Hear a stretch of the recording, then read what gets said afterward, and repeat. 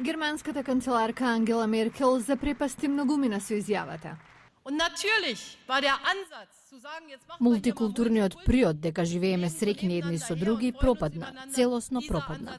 Оваа забелешка е на линија на она што го тврди Тило Сарацин, поранешен банкарски представник, опозиционен политичар и автор.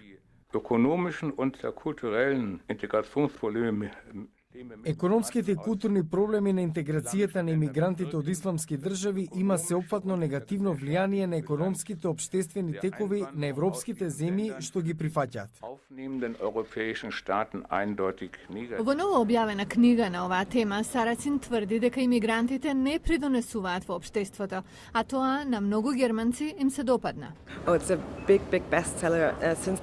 Огромен бестселер е, луѓето ја разграбуваат од првиот ден.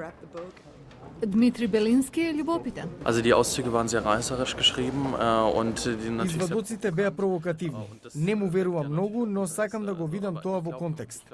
Исмел Карајуз живее во Берлин од дете. Има локален бизнис, зборува германски, плаќа даноци, но вели турчине и не се чувствува германец. Општеството не ме прифати како германец, но јас сум дел од општеството. Живеам овде. Германските официјални лица велат дека некои имигранти не прават обидни да научат германски. Тие сега предлагаат контрамерка – губење на бенефициите.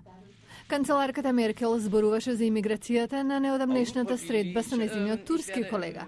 И покрај зборовите за пропаднат мултикултурализам, таа не кажа дека е против имиграцијата, туку дека сака само подобра интеграција во германското општество.